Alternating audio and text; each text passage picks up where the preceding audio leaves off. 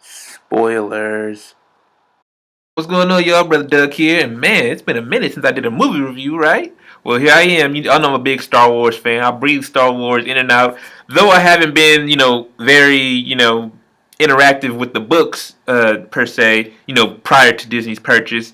That's not to say that I'm not a Star Wars fan. If people are like, oh, you're not a real Star Wars fan, because real Star Wars fans watch the cartoons. Real Star Wars fans read the comics. Real Star Wars fans do this. Real Star Wars fans dress up like stormtroopers at the premiere. Says who? Like, I could still be a fan of a basketball team and not have the jersey. So, anyways, I've been very pessimistic about Rogue One. One, because it was like the main story was, to steal the plans for the Death Star.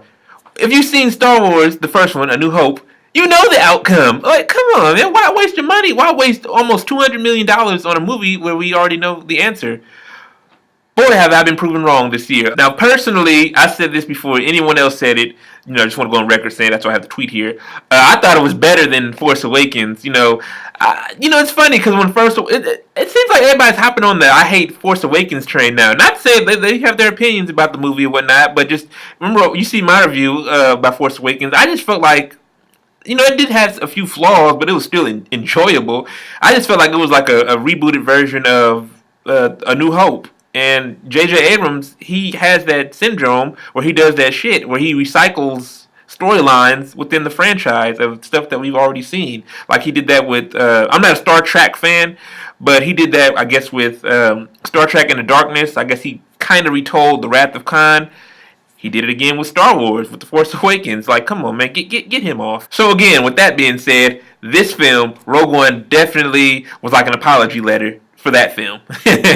Alright, so with all my reviews, I have to do my likes, my dislikes, my little Easter egg hunts. So like Yoda would say, start it, let's get. Alright, so what I liked. I liked the new robot, K2SO. He was dope. I love characters that are very witty and very sarcastic. He was awesome. I love that robot. I like Donnie Yen's character, the blind Force user.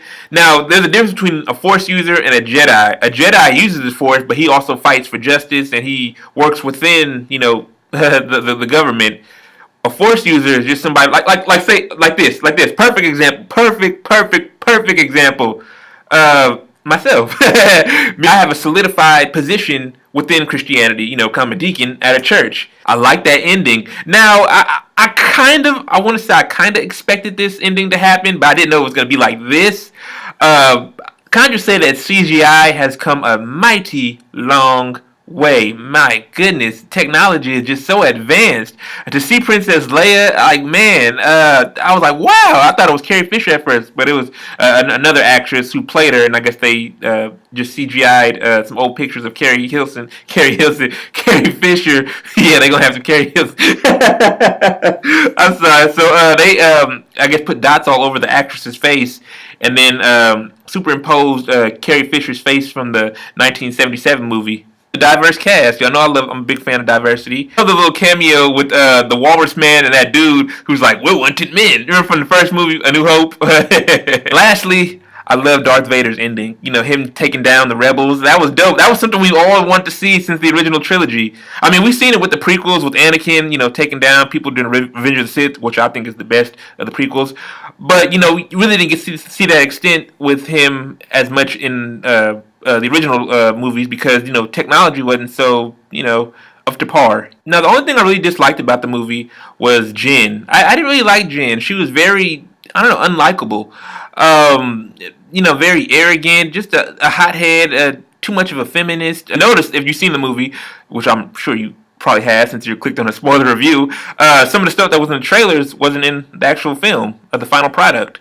But I guess they're saying that that was why, because fan reaction was like, okay, are we supposed to root for the character? Why is she such a bitch? But she was part of one of my favorite parts, though, when during the first battle at Jeddah, when she's shooting off all those stormtroopers and K2SO robots. So a robot showed up who looked just like K2SO. She shot it, and then like a second later, K2SO really shows up and was like, hey, how did you know that? Did you know that wasn't me? And she's like, yeah.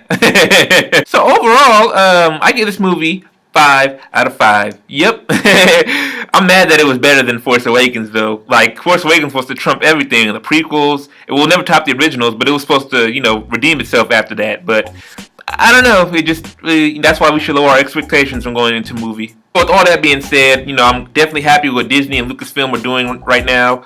I'm definitely excited for Han Solo solo film, Han Solo solo film, because Han Solo is one of my favorite characters. Yeah, what do you guys think about Rogue One?